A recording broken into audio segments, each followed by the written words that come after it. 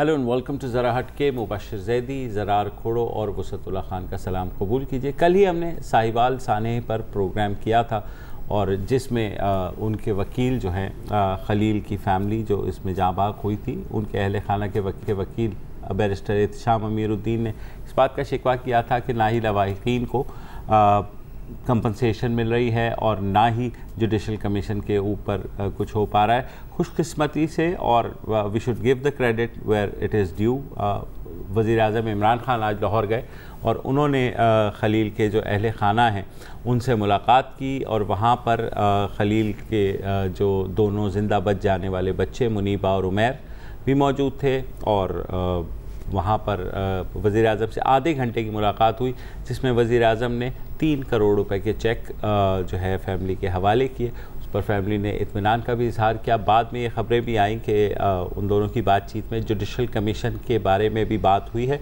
हमने फर्दर जब लॉयर से बात की तो उन्होंने कहा कि उन्होंने भी ये बात सुनी है, मगर ये बात यह है कि इमरान खान ने हिदायत की है वज़ीर आला पंजाब उस्मान बुज़दार को कि वो देख ले कि जुडिशल कमीशन की पॉसिबिलिटी बन सकती है या नहीं बन सकती। अगर बन सकती है तो प्लीज़ बना दें।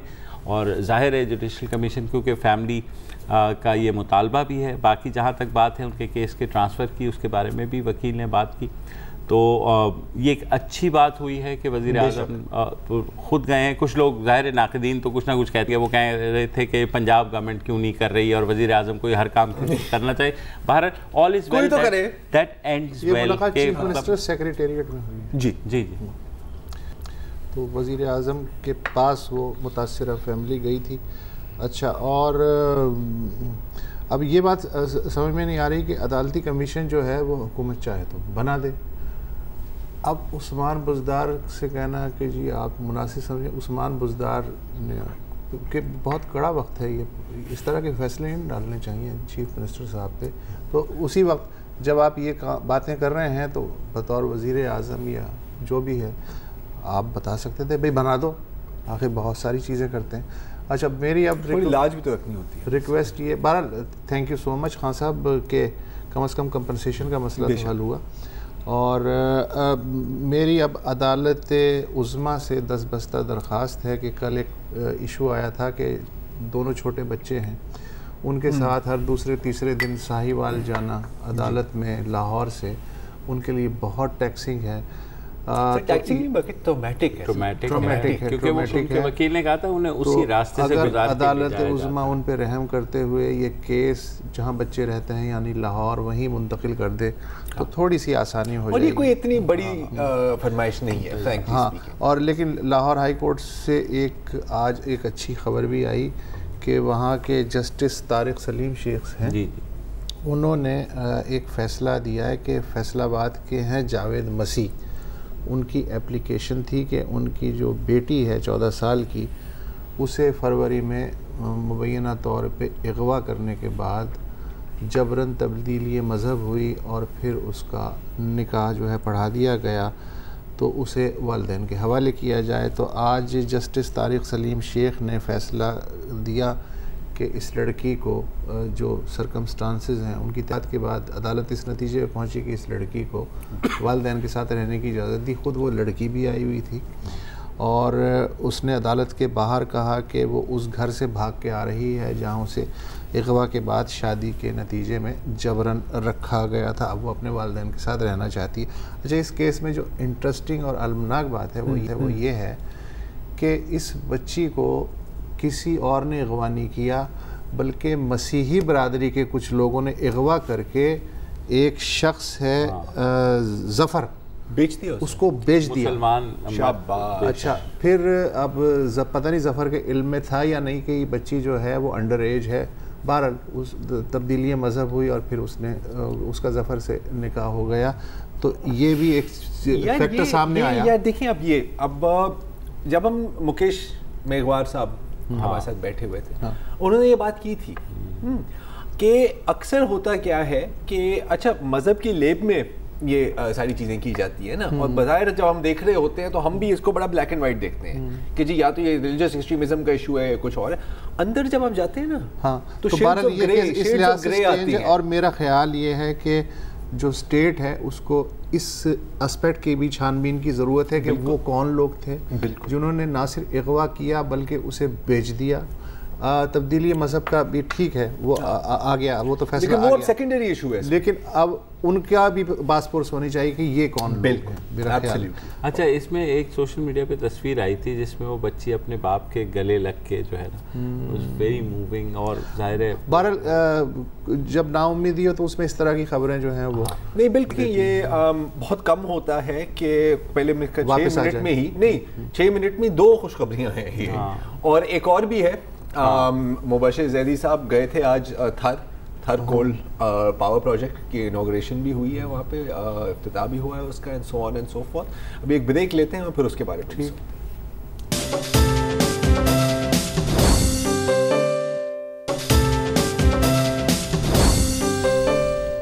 Welcome back. और थर पाकिस्तान का वो इलाका है जिसमें से मीडिया को सिर्फ मनफी खबरें ही नज़र आती हैं, चाहे वो इन्फेंट मोर्टेलिटी हो, चाहे वो खुराक की खुराक की किल्लत हो, और दूसरे मसाइल हों, सेहत के मसाइल हों। बिल्कुल ये मसाइल पूरे मुल्क में भी हैं और थर में भी उसी तरह मौजूद हैं।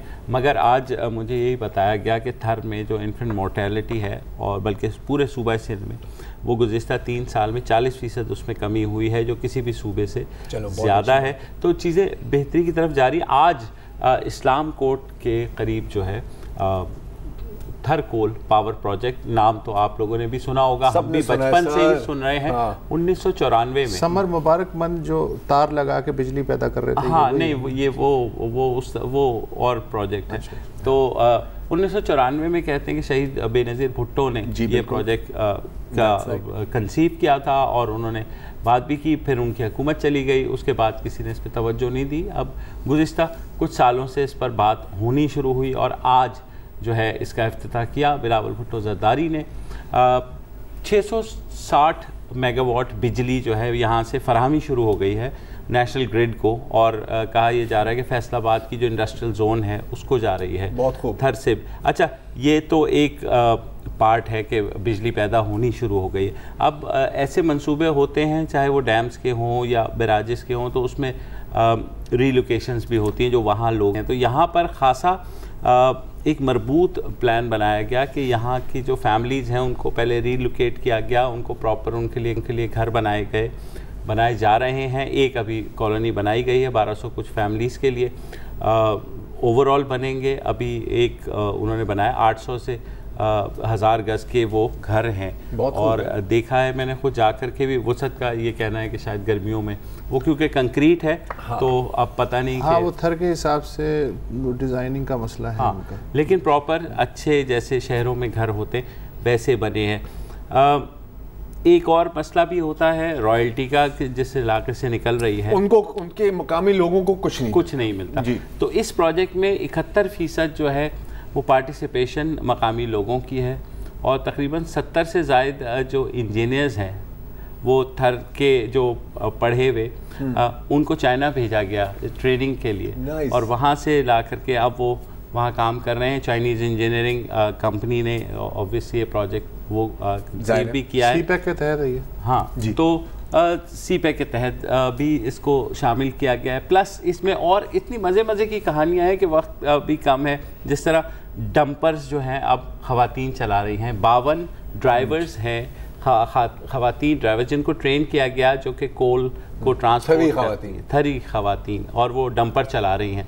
तो रेस्ट ऑफ पाकिस्तान में से हाँ, कोई सोच सकता है कि थर में ऐसे के ख़वातीन वहाँ डंपर चला रही हैं। उसके अलावा जो है फिर आज बिलावल भुट्टो ने ये भी कहा कि इसकी रॉयल्टी भी दी जाएगी, और हर ख़ानदान को जो यहाँ से रीलोकेट भी हुआ है साल के हर साल जो है 1 लाख रुपए फी फैमिली उनको दिया जाएगा, और फिर शेयर होल्डिंग भी होगी इसके अंदर थर के लोगों की।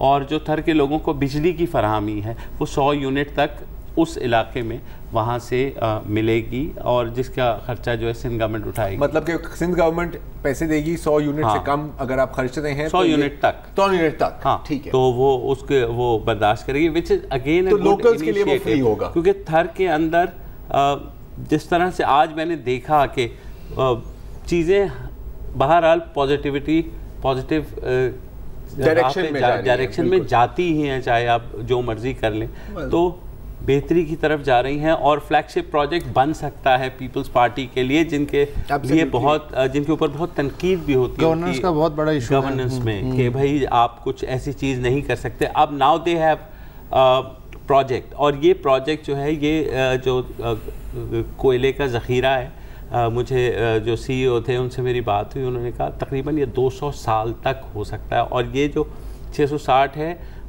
मेगावाट, अगले 2 साल में सेकेंड फेज़ होगा, उसमें 660 मज़ीद ऐड होगी, उससे 2 साल फिर 660 होते होते, तो ये कह रहे कि हो सकता है कि 10-15 साल में पूरे पाकिस्तान की बिजली हम ही पैदा कर। क्या बात है यार। तो which is a good thing. अच्छा इसमें पता है जो जैसे आप बता रहे हैं, मुझे इसमें जो सबसे इंटरेस्टिंग बात लग रही है वो सर कि एक इकोसिस्टम बनता है। ठीक है, आई मीन अक्सर हमने देखा है कि जहाँ मतलब किसी भी इलाके में, चाहे वो सुई हो या अभी यहाँ थर की हम बात करें, तो जो लोकल कम्युनिटी है उसकी स्टेक्स नहीं बनती। स्टेक्स क्यों नहीं बनती? क्योंकि उनको कुछ मिल नहीं। बिल्कुल, वो देखते हैं कि यार बाहर से लोग आते हैं, हमारा चीज लेके आगे बेच देते हैं, मुझे कख नहीं मिला। और ये तरबेला में देखा हमने, मंगला में कारुंझर का जो ग्रेनाइट का पहाड़ है, कारुंझर जी ग्रेनाइट का पहाड़ है, वो मैं तो 98 से जा रहा हूँ, बड़ा खूबसूरत जगह है वो, नगर पार्कर में कारुंझर।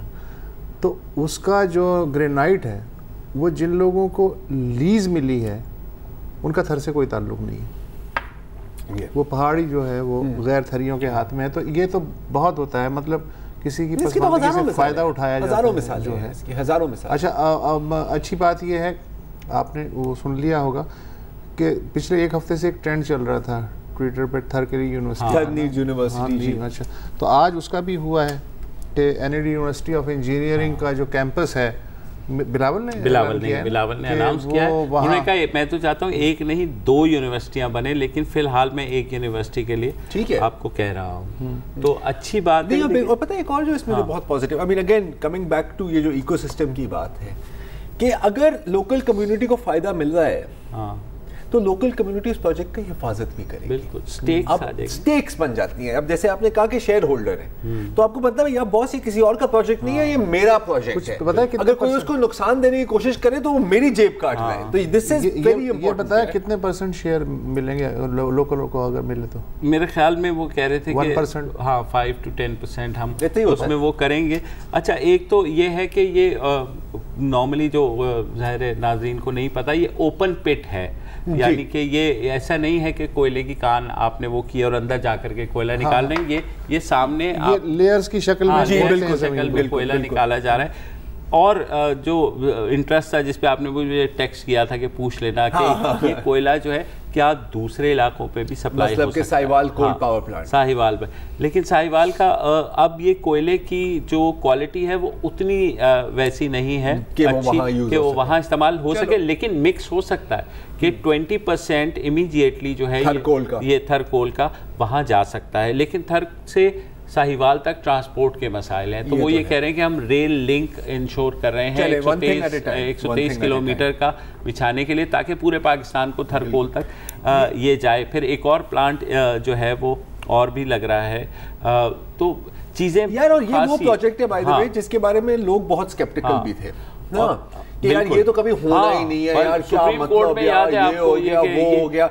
और एक और जो अभी बात की थी ना फ्लैगशिप, अच्छा बिल्कुल Pakistan Peoples Party and they should बिल्कुल इसको प्रोजेक्ट करे यार, आपका हक बनता है बॉस, ठीक है ना, आपका हक बनता है। वैसे भी आप पे 24 घंटे तनकीद ही हो रही होती है, कोई अच्छा काम हुआ है बाय ऑल मींस प्रोजेक्ट करें, और हमारी भी जिम्मेदारी है कि हम उसको अप्रिशिएट करें। Another interesting thing जो मुझे इसमें लग रही है ना, कि ये एक पब्लिक प्राइवेट पार्टनरशिप का भी मॉडल, मैं ये इसी पे आ रहा था। एंग्रो आप ये देखो कि बेनज़ीर भुट्टो ने 1994 में पब्लिक प्राइवेट पार्टनरशिप में कंसीव की थी एक चीज़, बिल्कुल। और जाहिर है वो जो उस ज़माने में उन्होंने फिर ये लेडी हेल्थ वर्कर्स का भी और ऐसे इनिशिएटिव जो बाद में बहुत सक्सेसफुल हुए। बिल्कुल। तो अगर ये पब्लिक प्राइवेट पार्टनरशिप जैसे आपने कहा एंग्रो और सिंध गवर्नमेंट के ताउन से, सिर्फ एंग्रो ही नहीं है और भी बहुत से, हबीब बैंक इसको वो कर रहा है, उसके अलावा लिबर्टी वाले कर रहे हैं और दूसरे स्टेक होल्डर्स हैं। तो सब ने जब वहाँ तकारीर की तो हर एक के यही बात की आप वाली कि जब हम शुरू कर रहे थे तो किसी को आइडिया नहीं था कि ये सक्सेसफुल होगा। सही बात है, खुद ही सेट के हमने सोचा कि मिलकर वी शुड ट्राई, हम ट्राई तो करते हैं ना, और वो ट्रायल देखें आज 10 साल के बाद वो चीज़ सक्सेसफुल हुई और वो चीज़ अब पूरे पाकिस्तान को बेनिफिट करेगी। और थर जैसे एरिया में कि जहाँ पंजाब में या खैबर पख्तूनख्वा या और कहीं बैठे हुए जो लोग हैं उनका ये ख्याल है कि थर बिल्कुल एक सब सहारन अफ्रीका जो है, आपको इतना दूर जाने की जरूरत नहीं है, इवन कराची बिल्कुल बैठे हुए लोगों का ये ख्याल है कि थर का जो इलाका है वो इतना बैकवर्ड है कि वहाँ पर जो तो वो सब तो बहुत ज़्यादा आप ट्रैवल कर भी चुके हैं। शाजिया मरी ने लास्ट ईयर जो वहाँ पे पानी के लिए एक इनिशिएटिव लिया अचरोथर में, वो खिप्रो से ऊपर वो बॉर्डर तक पाइपलाइन उन्होंने बिछाई, फिल्टर्ड वाटर जा रहा है, सारा कुछ चीज़ें बेहतर हो रही हैं। नहीं बिल्कुल। और वहाँ पर उन्होंने ये किया है कि ये कोयले के साथ जो पानी निकल रहा है उसको स्टोर किया है और बायोसेलाइन करके उसमें जो है ना बायोसेलाइन एग्रीकल्चर भी मैंने सुना है वहाँ पे। हाँ, एग्रीकल्चर का उन्होंने उसमें फिश पॉन्ड बना रहे हैं। ग्रेट। कि वो फिश वहाँ पर वो होगी, और क्योंकि पानी उतना खारा नहीं है कि जितना लोग समझ रहे हैं। उसके अलावा जो साथ ही उन्होंने ग्रीन एरियाज बनाए कि वहाँ प्लांटेशन जो है वो ऑलरेडी इन प्रोसेस हो गया है कि 1 मिलियन ट्री का उन्होंने इनिशियल रखा है कि 1 मिलियन ट्री हम वहां पर लगाएंगे। तो ये तो मतलब वाकई एक इकोसिस्टम है ना। एग्जैक्टली, सिर्फ इकोनॉमिक इकोसिस्टम वहाँ पे वो जो ग्रीन हाउस उन्होंने बनाया है वहां पर अभी वो छोटे छोटे और कुछ बड़े पौधे हो गए हैं over the course of last few weeks और मंथ्स। तो चीज़ें एक पूरा इकोसिस्टम, लेकिन ये इसी वजह से हो कि थर के लोगों को वहाँ स्टेक दिया गया है, वो इस प्रोजेक्ट को अपना प्रोजेक्ट समझ रहे हैं। अच्छा, इशू तरक्की नहीं है। हाँ, तरक्की अयूब खान के ज़माने से हो रही है। बिल्कुल। इशू होता है सस्टेनेबिलिटी, जो आज तक हमें नसीब नहीं हो सकी पिछले 70 साल में। तो ये जो तरक्की है बहुत अच्छी बात है, आप उससे जज्बे के साथ बता रहे हैं, लेकिन at the back of my mind एक सवालिया निशान भी घूम रहा है कि कितना सस्टेनेबल होगा आज के बाद से। वेट एंड सी ही होगा सर, लेकिन हर प्रोजेक्ट में यही होता है। नहीं बिल्कुल, लेकिन एक इतनी ज़्यादा लोग कंबाइन तौर पर उन्होंने एफर्ट करके अब उन्होंने पा लिया ना एक अपना इनिशियल तो ब्रेक थ्रू किया। अब वहाँ से हम दुआ कर सकते हैं और हम नजर रख सकते हैं, हम ये दो चीजें कर सकते हैं। और जहाँ तक सस्टेनेबिलिटी की बात की तो मेरा ख्याल है कि मीडिया की सस्टेनेबिलिटी भी शायद इसी चीज पर डिपेंड करती है कि बिल्कुल तनकीद करें जहां जायज़ है, लेकिन अगर कोई चीज है जिसको अप्रिशिएट करना चाहिए उसको भी अप्रिशिएट करना चाहिए। जैसे प्लांट्स का बहुत बड़ा प्रोजेक्ट था, बहुत बड़ा प्रोजेक्ट था, लेकिन ये है कि आज वहाँ के लोग कहते हैं कि उनकी तवक्कुआत उस तरह से पूरी नहीं हुई। तो मुझे इस तरह के जो रिमोट एरियाज होते हैं ना, मेट्रोपोलिस से बहुत अंदर की तरफ, उनके बारे में हमेशा ही खौफ रहता है, चाहे वो बलूचिस्तान के अंदरूनी इलाके हों या सिंध के अंदरूनी इलाके, कि वो एक दफ़ा हो गया, फ्लैश लाइट्स आ गई, ये हो गया, फलाना है, उसके बाद अगेन नजर रखना होगा। लेकिन एक मेरी मतलब गुजारिश ही है कि मतलब बेशक हम किसी भी पार्टी के बारे में बात करें, हमें पार्टी बनना नहीं चाहिए। बिल्कुल। अक्सर हम ये देखते हैं मीडिया पे कि जी अगर मतलब थर की बात हो रही है तो सिर्फ बुरी खबर ही हम दे सकते हैं, अगर हमने अच्छी खबर दे दी तो ये तो मतलब ये तो जर्नलिज्म नहीं होगी ना। और ये कि मैं जब गया था तो मेरा नहीं ख्याल था कि शानदार प्रोजेक्ट के साथ गए हो ना, कि भाई वो पीपल्स पार्टी अच्छा कोई ऐसा भी वो कर सकती है। लेकिन इवेंचुअली आई वो सरप्राइज हो जो आप बात करें कि एटलीस्ट देखें 660 मेगावाट अगर बिजली इनिशियली पैदा हो रही है और ये आगे ही बढ़ेगी। और जिस तरह क्योंकि वहाँ जो जियोलॉजिस्ट थे उन लोगों से भी मैंने बात की कि कितना बड़ा ज़ख़ीरा है, कितने अरसे सर्वाइव कर सकता है। 3.8 मिलियन टन, मतलब इस मुल्क में सारे कुदरती वसाइल एक्सप्लॉइट होने चाहिए, लेकिन लोगों को एक्सप्लॉइट नहीं करना। सुई gas module never again, never again कि आपने रॉयल्टीज दी कुछ ऊपर वाले सरदारों को, नीचे स्टेक नहीं। और दूसरा ये कि आपने सीएनजी खोल के तो वो तो छोड़ ही दो ना यार, वो एक अलग बात है, करवा लिया बाहर। So well done Sindh government. इस ब्रेक के बाद दोबारा आते हैं।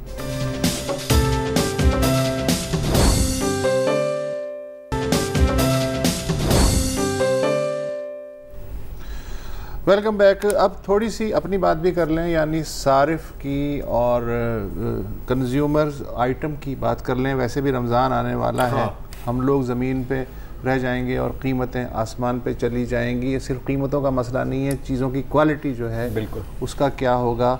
और जो जाली चीज़ें बन रही हैं उनसे सिर्फ मैं और आप ही नहीं, वो कंपनियां भी जूझ रही हैं जो असल में असली चीज़ें बनाती हैं और उनके काउंटरफीट आ जाते हैं। तो अजीब हम सबके साथ ही ये मजाक होता है। तो इसे को कहते हैं कंज्यूमर पॉलिटिक्स। अक़वाम मुत्तहिदा जो है वो बहुत अरसे से इसमें कूदा हुआ है। 1985 का जो UN कंज्यूमर प्रोटेक्शन गाइडलाइंस है उसके तहत मुझे और आपको 3 बुनियादी हक़ हासिल हैं, 8 बुनियादी हक़ हासिल हैं बतौर सारिफ। एक तो ये कि हमारी जो बेसिक नीड है उसको पूरी करने का हक़, फिर हमारी जो सेहत है उसके तहफ़्फ़ुज़ का हक़, हमें जो इंफॉर्मेशन प्रोडक्ट पे मिलती हैं उनके ठीक होने का और जानने का हक़, हमें प्रोड्यूस जो चीज़ें होती हैं उनमें बेहतर क्वालिटी की चीज़ें का इंतखाब का हक़, इज़ाले यानी कंपनसेशन का हक़, और हमारी जो आगही है उसका हक़, और सेहतमंद माहौल में रहने का हक़, मसनूआत मयारी इस्तेमाल करने का हक़। इस कॉन्सेप्ट के तहत पाकिस्तान में भी कंज्यूमर कोर्ट्स और कंज्यूमर काउंसिल जो हैं वो कायम होनी चाहिए। तो उस हिसाब से अगर हम देखें तो अमली काम शायद इतना ज़्यादा नहीं हुआ जितना कागज़ पे हुआ है। मसलन सबसे पहले इस्लामाबाद में कंज्यूमर प्रोटेक्शन एक्ट लागू हुआ 1995 में, 1995 में, ठीक है। उसके बाद खैबर पख्तूनख्वा में कंज्यूमर प्रोटेक्शन एक्ट लागू हुआ 97 में, ठीक है जी। उसके बाद बलूचिस्तान में लागू हुआ 2003 में, पंजाब में कंज्यूमर प्रोटेक्शन एक्ट लागू हुआ 2005 में, ठीक है, और अपने सिंध में ये कंज्यूमर प्रोटेक्शन एक्ट लागू हुआ 2015 में, ठीक है। उसके नतीजे में हुआ ये कि बाकी 3 सूबों में, मुझे खैबर पख्तूनख्वा और बलूचिस्तान के बारे में इतना आइडिया नहीं, लेकिन कहा जाता है कि वहाँ भी कंज्यूमर कोर्ट्स हैं, मगर पंजाब के 11 अजला में डिस्ट्रिक्ट एंड सेशन जज की सरबराही में या एडिशनल सेशन जज की सरबराही में 11 अजला में कंज्यूमर कोर्ट्स भी हैं और कंज्यूमर प्रोटेक्शन काउंसिलें भी हैं। जो पंजाब का एक्ट है उसके हिसाब से अगर आपका मामला इल्ज़ाम सही साबित होता है तो 2 साल तक कैद और 1 लाख रुपए तक का जुर्माना हो सकता है उस प्रोडक्ट पे या जो भी है या जो भी जालीपन है उस पर। इसके अलावा अगर आप अदालत नहीं भी जाते तो DCO जो है उससे भी शिकायत करें तो 50,000 रुपये तक का वो भी जुर्माना कर सकता है। कोई कोर्ट फीस नहीं है वहाँ पे, और सादा कागज़ पे आप दरख्वास्त दे सकते हैं, वकील की भी ज़रूरत नहीं, आप चाहें तो अपनी वकालत खुद कर सकते हैं। दिस इज़ वेरी सिंपल, लेकिन लोगों को पता नहीं है। जी बिल्कुल। लेकिन सिंध में आफिया सलाम हमारे साथ मौजूद हैं और आप तारुफ करा दीजिए आफिया सलाम का। आफिया सलाम मैं इसलिए तारुफ नहीं कराऊंगा कि मैं तो 35 साल से इन्हें जानता हूँ, तो मैं तारुफ करा दें। आप खुद अपना तारुफ कराएं। हाँ, मैं एक आप यहाँ किस हैसियत में हैं? यहाँ मैं एक कंज्यूमर राइट्स ऑर्गेनाइजेशन की नुमाइंदे के तौर पे हूँ। ठीक है। और एक छोटी सी तस्हीर आपने कहा कि सिंध में 2015 से लागू हो गया, नहीं पास हो गया था। पास हुआ। इसका ये बहुत बड़ा मसला है। ये लोग ये समझते हैं कि पास होने के बाद जो है वो रूल्स बनते हैं और वहीं पे जो है मसाइल पैदा होते हैं कि वो रूल्स शायद 2-2 साल। लेकिन अब इसमें कोई एक स्टेप फॉरवर्ड, बिल्कुल स्टेप फॉरवर्ड आया है। सिंध के चीफ जस्टिस ये जब साइन हो गया, रूल्स ऑफ बिजनेस बन गए, तो 29 अजला में कोर्ट्स कायम हो गए। ठीक, कागज़ पे नहीं, कागज़ पे नहीं, मतलब ऐलान कर दिया गया कि 29 अजला में कंज्यूमर कोर्ट्स काम करेंगे। और पहला केस जो है वो कल उसकी, बल्कि आज उसकी पूरी खबर आई थी कि वो उसमें कोर्ट में चला और जज ने उस पर नाराज़गी का इजहार किया कि इसके मुतालिक लोगों को मालूम क्यों नहीं है कंज्यूमर कोर्ट्स के बारे में, और उसकी जो कानून के अंदर एक प्री रिक्विजिट है वो कंज्यूमर काउंसिल्स का बनना है। ठीक है, वो कायम नहीं हुई, किसी जिले में कायम नहीं हुई। हाँ, वो कहीं भी नहीं हुई। तो कंज्यूमर काउंसिल होती क्या है? हाँ, ये अच्छा एक मिनट, इससे पहले कि आप बहस को आगे ले जाएं, मैं कुछ बेसिक फैक्ट्स सिंध के बारे में दे दूं ताकि चीज़ें क्लियर हो जाएं। मसलन कागज़ पे जब मैं कहता हूं कि ये बनी है तो 29 में से 21 अजला की अदालतों में एक भी केस नहीं है। ठीक, अच्छा, अब तक टोटल सिर्फ 8 केसेस फाइल हुए हैं पूरे सूबे में। दादू, हैदराबाद, मीरपुर खास की अदालतों में 2-2, घोटकी, टंडू, मोहम्मद खान में 1-1। कराची में 6 अदालतें हैं। सिर्फ डिस्ट्रिक्ट साउथ की जो कंज्यूमर कोर्ट है उसके जज को एक कमरा और स्टाफ लॉट हुआ है। बाकी सारे जो कंज्यूमर कोर्ट्स हैं बाकी कराची के अजला में ना फर्नीचर है ना कमरा है। जो नॉमिनेटेड जजेस हैं वो दूसरों के साथ शेयरिंग करते हैं, क्लर्क टाइपिस्ट है या नहीं है, किसी को कुछ नहीं पता है। तो इस तरह से वहाँ काम हो रहा है। तो हाँ, तो पता चल भी जाए अगर मुझे कि कोर्ट है तो करूँगा क्या। मतलब कंज्यूमर कोर्ट्स को एक और कंज्यूमर कोर्ट की जरूरत है। जी हाँ, समथिंग लाइक दैट। मतलब कंज्यूमर कोर्ट्स के अपने राइट्स का प्रॉब्लम यही है। तो अब व्हाट हैज चेंज्ड, अब क्या तब्दीली आई? देखिए, तब्दीली तो इसमें ये आई है कि वो साइन हो गया था 2018 में, और 19 में ये इनका ऐलान कर दिया गया कि कोर्ट्स बन गए हैं 4 साल और कोर्ट्स के अंदर 4 साल, क्योंकि 2014 में ये पास हुआ था। और उससे पहले कई मरतबा ये ऑर्डिनेंस की सूरत में आया और लैप्स होता गया। सो वो मतलब अगर आप इसके वो कॉन्टेक्स्ट देखना चाहें, चलें छोड़ दिया उसको। अब बात ये है कि ये कंज्यूमर कोर्ट्स बन गए हैं, बहुत पॉजिटिव चीज़ है। 15 मार्च जो होता है वो आलमी तौर पे कंज्यूमर राइट्स डे मनाया जाता है। तो हमारी जो एक तंजीम है हेल्पलाइन ट्रस्ट, उसने 14 मार्च को किया था, और उसमें सिंध में जो लॉ के एडवाइज़र थे वो आए थे, और उन्होंने बहुत एक खुशाइन बातें की। जब हमने अपनी कुछ उनसे गुजारिशात रखी, उन्होंने कहा कि हम इसकी तशहीर, क्योंकि बाय द वे वो भी हमारी एक ख्वाहिश, हमारी डिमांड नहीं थी, लॉ का हिस्सा है कि जाहिर है जब आप कानून बनाते हैं तो उसकी तशहीर करते हैं, तभी लोगों को पता चलेगा कि उससे फ़ायदा उठा सकते हैं।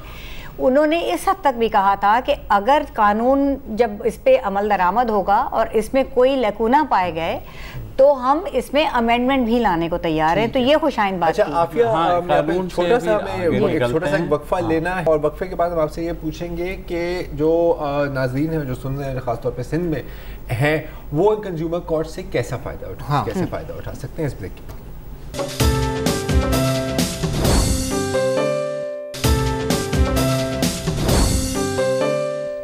Welcome back. और सवाल यह है कि आप और हम कंज्यूमर कोर्ट्स का कैसे फ़ायदा उठा सकते हैं। और आफिया, आप जवाब देंगे अगर मुझे कोई कंप्लेंट है मैंने एक साबुन इस्तेमाल किया और 99.9% जरासीम नहीं मरे, तो मैं कैसे जाऊंगा कंज्यूमर कोर्ट्स के? अच्छा, वो आप पहले इस तरह से जाएंगे कि आपने उस साबुन को जब ख़रीदा था तो रसीद ली थी? ली है। अच्छा, रसीद अगर आपने ली है तो उसकी बेसिस पे आप पहले जो एक कहते हैं ना थ्रू प्रॉपर चैनल, तो आप पहले उसके मैन्युफैक्चरर को कंप्लेंट लॉन्च करें। ठीक है। कि आपने जो वादा किया था आपके प्रोडक्ट के ऊपर, जो प्रॉमिस थी एक कंज्यूमर के साथ, वो आपने पूरी नहीं की है। तो वहाँ से आपको क्या जवाब मिलता है? कई मरतबा जो अच्छे मैन्युफैक्चरर्स होते हैं, जो एथिकल बिजनेस करते हैं, वो आपके कंज्यूमर्स की कंप्लेंट्स को रिजॉल्व कर देते हैं। ठीक है। अगर वहाँ से आपको वो सेटिस्फैक्शन नहीं मिलती है, तब आप एक सादे कागज़ पे भी लेके अपनी शिकायत लिख के आप कंज्यूमर कोर्ट में जा सकते हैं। किसी वकील की ज़रूरत नहीं है, लेकिन आपके पास ये डॉक्यूमेंट्री एविडेंस होनी चाहिए कि मैंने ये ख़रीदा था। ठीक है। तो एक तो इस लॉ से हो सकता है ये तब्दीली भी आए कि लोग ख़रीद के रसीदें लेना शुरू करें, जो कुछ रेगुलराइजेशन उसमें आए, क्योंकि आप ऐसे ही नहीं कर सकते। आम तो दुकान वाला नहीं देता। हाँ, तो ये प्रॉब्लम है। तो उस वजह से नहीं, आप एक छोटी परचून की दुकान से लेते हैं, आप दूध दही की लेते हैं अपने नुक्कड़ की दुकान से, वहां से नहीं मिलता। तो ये जो अभी इससे पहले बात हुई थी कि कंज्यूमर काउंसिल होनी चाहिए, वो कंज्यूमर काउंसिल्स के फंक्शन है कि इस तरह की चीज़ों को कैसे वो रिजॉल्व करें। तो इसलिए उनका बनना नागुज़ीर है, और कोर्ट्स के फंक्शन करने से पहले तो ये जो 4 साल का अरसा नॉन फंक्शनल हमारे अच्छा, जो जाली माल जो मिल रहा होता है, हाँ, काउंटरफीट माल, बिल्कुल, उसके भी कोई है? बिल्कुल है, कोर्ट्स के पास ही जाना है, उन्हीं के पास जाना है। और देखिए कंज्यूमर कौन है? कंज्यूमर चीज़ बनाने वाला भी है, लेकिन जो चीज़ बनाता है वो भी किसी ना किसी चीज़ का कंज्यूमर है। जो बड़े बड़े आपके मसनूआत बनाते हैं, उनके इदारे हैं या सर्विसेज, तो हम सिर्फ इसको प्रोडक्ट के उसमें ना देखें, सर्विसेज। आपको कोई आपके जैसे बिजली है, पानी है, आप उनके बिल्स अदा करते हैं, वो सर्विस अवेलेबल नहीं है, आप उन कंपनीज को लेके जा सकते हैं। आपको कोई होटल है जिसने कोई एक सर्विस आपको प्रोवाइड करनी होती है, वो नहीं आपको प्रोवाइड होती, तो इसमें प्रोडक्ट्स एंड सर्विसेज दोनों आते हैं। अप्लायंसेस भी है, डिफेक्टिव अप्लायंस ये बहुत होता है, तो आप कैसे रसीद के बल पे जा सकते हैं? इसमें ये बहुत आजकल यही बात हो रही थी कि अब नए तरीके से शॉपिंग होती है। ऑनलाइन लोगों को बहुत शिकायतें आ रही हैं, जो ऑनलाइन चीजें ऑर्डर करते हैं उसमें क्वालिटी के बहुत इश्यूज आ रहे हैं, तो कंज्यूमर काउंसिल के जरिए डिलीवर भी नहीं होते, या जो डिलीवर होती है वो चीज़ नहीं होती है, या उस क्वालिटी की चीज़ नहीं होती। तो अब एक कम से कम एक राह खुल गई है। ज़रूरत इस बात की है कि लोगों को उसके बारे में पता चले, और ये भी उसी लॉ के अंदर लिखा हुआ है कि जिम्मेदारी हुकूमत की है कि वो इसकी तशहीर करे। अच्छा, ऑन अ पर्सनल नोट में एक सवाल पूछना चाह रहा हूँ, आई एम सॉरी अगर थोड़ा अजीब लगे, अगर ओवर बिलिंग हो रही हो जैसे कि गैस के बिल में, और मेरा गैस का बिल मतलब आसमान तो कुछ छू रहा है, मतलब जानता है कैसे, उसकी भी गुंजाइश है? उसकी भी है, क्योंकि देखिए बिजली के कंपनियों को भी लेके जाया गया है। वो बाद में टैरिफ और उसमें यूनिट्स और कितने यूनिट पे कितना होना चाहिए, इसके ऊपर ये अगली स्लैब में जाना चाहिए, यानी so there is a whole big procedure. But the basic thing is कि पहले पता होना चाहिए कि आपके पास अब राह है, आपके पास सुनवाई की कोई जगह है। अच्छा, कहाँ जाए? सॉरी, मतलब है कहाँ ये कंज्यूमर? सो ये अभी अगर कराची में है तो अभी तो सिटी कोर्ट में है। जो हमारे आज एक प्रेस कॉन्फ्रेंस हुई थी जिसमें हमारी दूसरी जो सार्फिन के मफाद के लिए काम करते हैं वो इदारे भी साथ में थे। रिकमेंडेशन ये है कि आप इनको डीसी के ऑफिस पर रखिए। कराची इतना बड़ा शहर है, जहाँ एक मिसाल दी गई कि 600 रुपए की कोई चीज जिस पे आपको कंप्लेंट है वो लेके जाएं, आप सिटी कोर्ट जाएं, धक्के खाएं, 6-7 हज़ार रुपए, 1000 रुपए का किराया देके 600 की कंप्लेंट करें। इसलिए बेहतर ये है कि आप तमाम डिस्ट्रिक्ट जहाँ बैठे हुए हैं डीसीज हैं, वहाँ पे आप एक कमरा डेजिग्नेट कर दीजिए। ये रिकमेंडेशन थी। कंज्यूमर कोर्ट्स तो चले समझ में आ रही है कि हैं, ये कंज्यूमर काउंसिल क्या काउंसिल की जो आपसे कहा था, वो एक तो डेटा गैदरिंग है, दूसरा काउंसिल ही के जरिए इस प्रोसीजर को लोगों तक पहुंचाना है कि किस तरह से आप किस जगह पे जाके कौन कौन सी केसेस हैं जो लेके कोई आइडिया है? ये बननी थी इसके ऑपरेशनलाइज होने के साथ ही, इनफैक्ट इसको ऑपरेशनलाइज होने से पहले बनना था।